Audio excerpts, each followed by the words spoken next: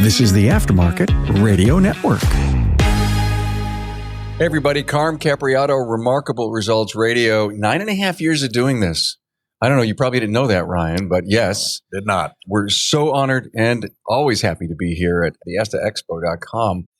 Raleigh, I got a lot to talk to you about. What's going on here? And I need to introduce you to Ryan Ragan, the new executive director of ASTA.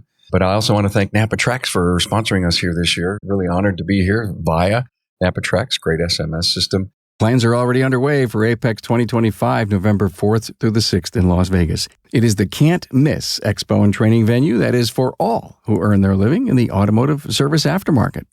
Hey, for over 30 years, NAPA Trax has made selecting the right shop management system easy by offering the best, most comprehensive SMS in the industry. We'll prove to you that Trax is the single best shop management system in the business. Find NAPA Trax on the web at NAPATRACS.com. Also, thanks to AftermarketManagementNetwork.com for information that can help you move your business ahead, and for the free and informative LaborRateTracker.com. Ryan, congratulations and welcome to ASTA. Thank you. It's been a drinking through a fire hose the last day or two. Oh my God, yeah. So here's the deal. Carm, we'd love to have you interview Ryan. I said, well, great. So he's your new executive director? Well, kinda. And then he says, well, he's just coming in here to observe and to watch and to learn and to listen and to meet people, but he really doesn't start for a couple of weeks. Is that true? That's true. October 7th, actually. October 7th. Yes. All right. Big party, cake, all that stuff. I don't know, but more cold calling and hitting the pavement more. You know what? Many associations that I've either known through the years or have watched grow, that feet on the street, knocking on doors to grow membership. Okay, it's an association and I need to join. And it's a figment of people's imagination, yet they can see it on screen. They could see social media. They can see websites. There's nothing like a face-to-face. I mean, let's be honest. People do business with people they like. And you can read a website if you've got time. A lot of these shop owners are not going to, sit there and pry through and read websites and search for you. It's up to me to go out and tell them what we offer, what we bring to the table, how we can benefit them and their organization. And that's my job. A lot of people will tell you, you're an executive director, you're going to cold call. That's my job. Yeah.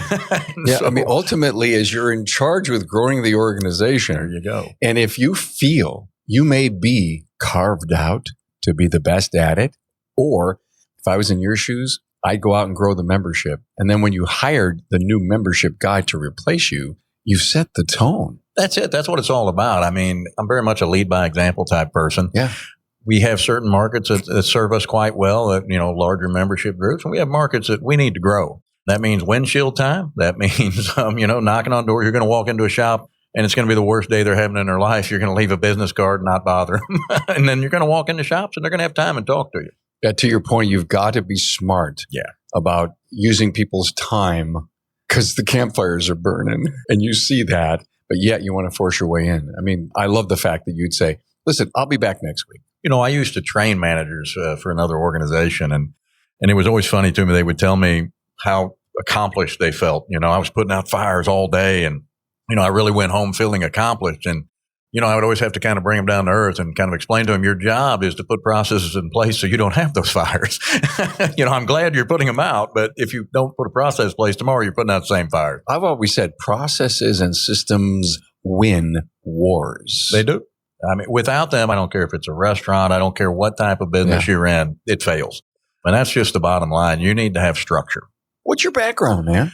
I've been in nonprofits, biomedical side, healthcare side, international trade associations. And so, from an SOP perspective, being in biomedical, blood banking, plasma center management things. So there's more SOPs than you can imagine. I'm already ready to faint. Yeah, it's something. I mean, the SOP, the FDA involvement, as you can imagine, is quite regulated. So, and then, I was in healthcare accreditation for a long time, doing the business development both domestically and internationally. And then was a membership director and industry relations director for ENDO, which is an international trade association dealing with, rather large memberships groups, the Kimberly-Clarks of the world. Are you going to have to move here to Raleigh? I live local. I'm a local guy, just south, down Fuquay. Wow, what a way to connect. So you're watching the training that's going on. Oh, yes. What's your takeaway here? It's funny. I don't consider I'm not a tech. That's not what I am. I'm a business guy. What I find is it's desperately needed in industry. I was talking to someone earlier, and when you look at what's happening, you have about a 30% turnover rate among techs, industry wide. About 50% of new techs leave after the first 2 years. And a lot of that, I feel, comes from inadequate training and leadership. And so I think this is solving a lot of that. You're getting a lot of training here. And I just want to keep it growing. I want to enhance it. I have a lot of ideas that I want to provide for members as far as on-demand training through us and, on our websites. I want to put together a catalog library of things and resources for members only. Sure. I mean, it's just building that up, but it's desperately needed. So that 50% number that you just threw out, I sit on an advisory board, and what we know to be true, to your point, is that when the kids come out of school, and I'm not saying kids because they're kids, but when the students come out, usually within 2 years, they're gone. Yep. And it's typically from a dealership because they go out on the lube rack and they don't see any career pathing going on. But the crime of that is that they go other places and they don't consider the independent world. Mm-hmm. So the message that I would give to you and to your management is to be involved as an association. The beauty of the fact that ASTA is headquartered here. And I'm going to guarantee you, and I don't know who they are, but there's a lot of colleges that have automotive programs.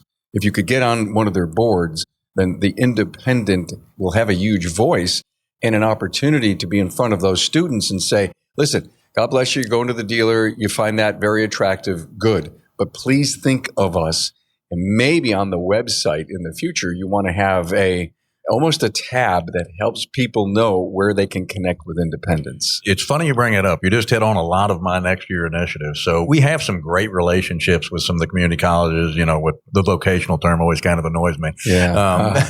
So, I was telling somebody too, it's amazing. You can go to a STEM school and you're some kind of genius. You go to a vocational school and you're not. I find that fascinating to me, the stigma around it. But, one of my big initiatives, over this next year as we're trying to grow is kind of a youth movement. There are merit badges for Boy Scouts and Girl Scouts in automotive, mechanical automotive things. And we're going to work with some partners, in some of our membership shops to let's help initiate that. I want to be out in these schools. I mean, there's a high school program up in Durham. I want to be in front of these students, and men, boys, girls, don't care. Anybody that has an interest in this, I want to get in front of them. I want to be in front of those schools. I actually want to set up with our members kind of an employment service where if you're coming out of school, you got a resume, you want to put it on, you can host it on our website. Our members can log in and if you fit what they're looking for, they'll give you a call. Okay. Two great things that you said I got to comment on. One of them was youth movement. I have met people in elevators, seen them, even in the class that I did yesterday morning. Young people just starting out, couple years in, 15 months in this think tank that we had, owner think tank. I was so impressed that they were coming here to learn. Yeah. Key, when you're starting out, don't try to do things alone because you think you know what you don't know what you don't know. Also, you said the word vocational. Yeah. Well, we've got that all over New York State. And we had a chance to go and tour one of these big centers where there was cosmetology and health and welding and so on down the line, and 2 automotive shops. When I was completely done having the tour with one of the regional directors of these centers, I said, I want you to change the name of what you call what you teach here. And it's a skilled trade center, not vocational, but it's a skilled trade center. But that's what they already call it. And I said, I want you to add another word in the front of it. I want you to add the word essential. It is. Essential Skilled Trade Center. Because if those welders weren't learning, this building, this room, this equipment I'm using wouldn't exist. 100%. A doctor doesn't have a place to practice without all these other folks. Exactly right. No, 100%. He wouldn't have clients. No, right? It's humorous to me, the way it's kind of viewed and things. And look, nothing against college. People do, whatever your path is, your path. I know from people in experience that you can go to college and 4 years later, you're going to come out in debt and you're going to start at the bottom rung of an organization of your choosing or that chose you. Or you can go to a skills trade center and in 4 years, you'll have no debt and be making a very good livable wage. Yeah, So, I know. Which do you want? Yeah. And only be unemployed if you're just a knucklehead or you're lazy because there's always a demand. Okay, so what we have to do, us people, and I wrote an article for NAPA for Q3 of their Insights magazine, and it was called, There's a Crack in the Foundation, and we need to fill it. Mm-hmm. And it was all about this visit that I had, but the fact that we as an industry need to get out to the parents and the superintendents and the counselors and the students And we need to tell our story of the opportunity that we have to work in not only an essential skilled trades industry, but a high-tech one. Absolutely. AAPEX 2024, one of the best industry training and expo events, is now in the record books. Joe's Garage at AAPEX brought the best and the brightest together to create an interactive experience like no other. The concentration on emerging technology was cutting edge, along with the latest in tools and equipment that bring efficiencies to your shop, which is another reason to attend AAPEX. There were more than 60 training sessions for technical, business management, and HR. You participated in the EV Experience stage at Joe's Garage along with ADAS technology. If you did not attend, I bet you wished you had. AAPEX created specialty sections to make it super easy to find your area of interest, like the tire service section, tools and equipment, the diagnostics telematics shop, and of course the EV Experience. New in 2024 was the student competition on an engine build, and features inside of Joe's Garage were from Autel, BG Products, NAPA, Hunter Engineering, Bosch, Repairify Coats, and Solid Start, among others. Mark your calendar for AAPEX 2025, November 4th through the 6th in Las Vegas. Listen here to learn about exciting events planned for 2025 and when you can start registering. Let's face it, your shop management system is the single most important tool in your shop, period. NAPA Trax was built from the ground up to make your business more profitable and efficient. We provide an extensive set of tools to increase and track profitability in real time. NAPA Trax offers the industry's best post-sale support, hands down, and we train your people on site. Yep, on site. And we offer remote refresher training 10 times a week, and customer support is open 6 days a week. Give us a call, visit the website, or join our Facebook community today to learn more. We'll prove to you that Trax is the single best shop management system in the business. NAPA Trax is always customized and tailored for you, whether you're a one-man shop or a large multi-bay or multi-location company. After all, it's your shop, so it's your choice. Visit us on the web at NAPA Trax, that's NAPATRACS.com. Hey, did you know at AutomotiveManagementNetwork.com you can find an SOP, a checklist, forms, along with policies and procedures that can help you move your business ahead? Well, sometimes you just need a little motivation to write a policy if only you had something to review and then make your own. You can save so much valuable time when you can grab a document from our library, make a few adjustments for your shop, and move to your next task.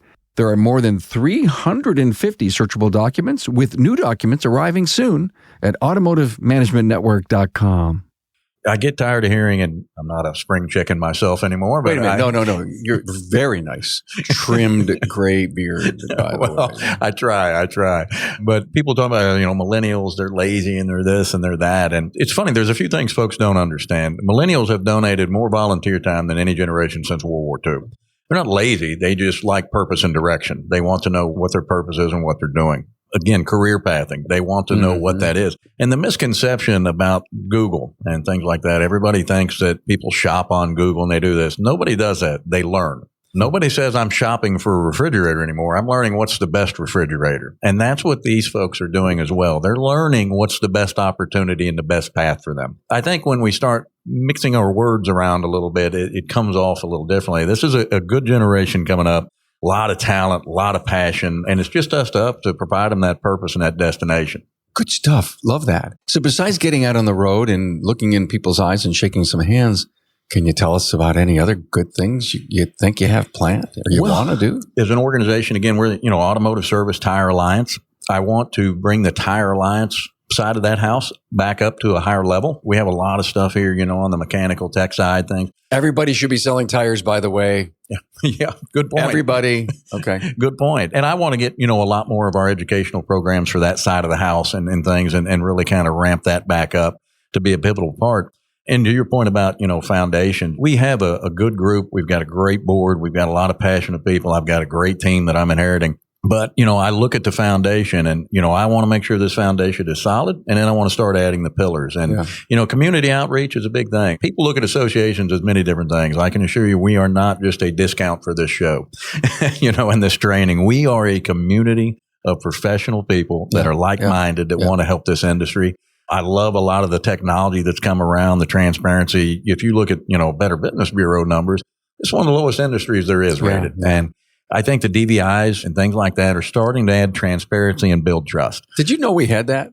Just from my own experience of going to mechanic shops, right. and things. And I find it, to me, it was, it takes away that old stigma. Oh, they're just charging me for something. They're upselling. No, I'm showing you here's a gasket leaking. You've never seen it. I'm showing you the photo of this. And it's adding a sense of transparency. So I think you're going to start to see an uptick in customer satisfaction ratings. And I think I had this conversation earlier.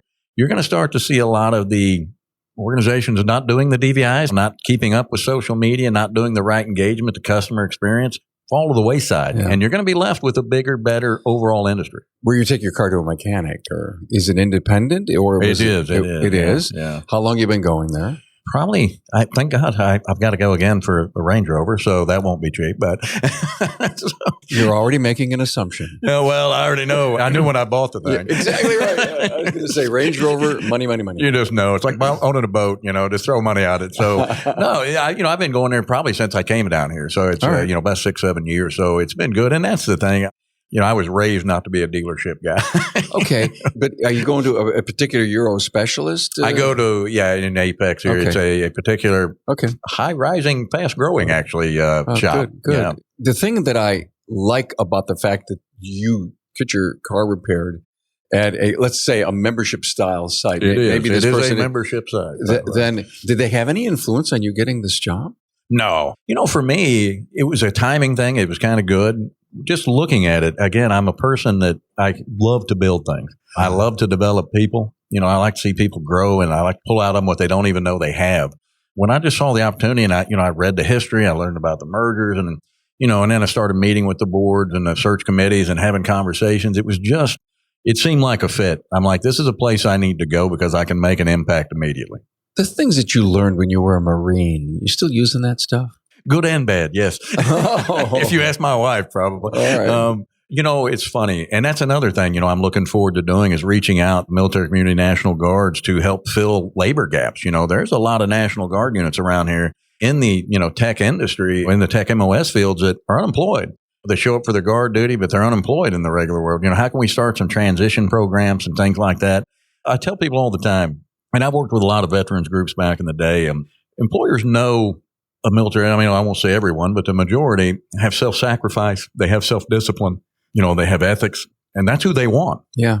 I've had 1 million people, in my past that have worked with me and for me, and I can give them a lot of things. I can't give them self-discipline. I can't make you get up when your alarm goes off. I can't make you show up. I can give you discipline for not having self-discipline. But when you went into the Marines and you came out, were you a better disciplined person?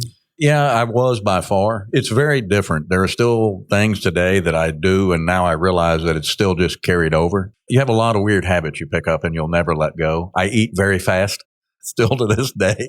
Because I never had time to eat, and so when you did get a chance, you ate everything you could eat in a couple minutes and just think. But yeah, I was more disciplined from a standpoint. You're more disciplined, but I think back at that time, to be honest, we weren't as probably emotionally, intelligent, because our jobs, and how you live that lifestyle is completely different. It's not a civilian type thing. You don't worry about who you're talking to as emotional.